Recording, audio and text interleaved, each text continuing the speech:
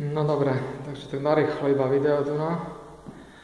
Toto je malá kúpeľňa, to znamená, že tá kúpeľňa, čo je pri spálni, ešte tu treba naventovať umývadlá a obkladačky sú. Dobre, to som už hovoril, mám fóliu na spodku, čierna podlaha na skladačku. Záchod, už tu mám krabice, ale chcem tam dole ešte používam. A to už je hore všetko nahodené svetla. Myslím, že ešte príde sprcha.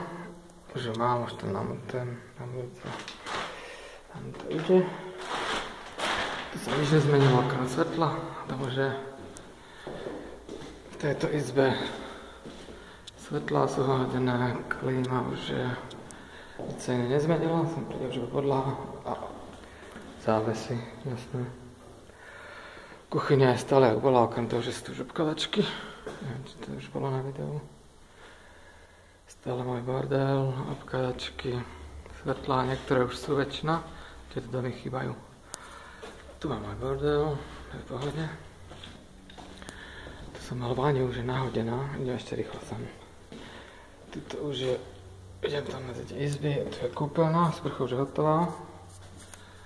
Dáme masáčok na sebe, to ma chránim, chráčko, takisto váňa už je hotová, podľa tu už chýbajú len umývadlá. Tam pôjdu dve. Nabok.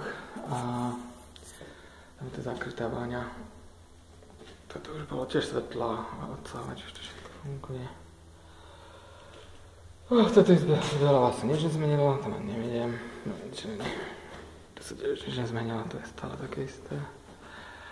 Ani tam sa nič nezmenilo, iba tu sa zmenilo. Tu sú už nahodené obkladačky aj dole. Aj konečne dneska som už nahodil laundry. Čo to je? Sink. Ešte sem príde na okna závesy. Tu je záchod. Tu už tiež sú obkladačky a tam je záchod, tiež je sáčkový. Aj tam to je sáčkové. To je všetko to takmer. Dobre, to je všetko. Tam sa ide von a tam sa nič nezmenilo ešte. Ale akorát jedno pekné oblohu, dneska krásny deň. Tak čauko.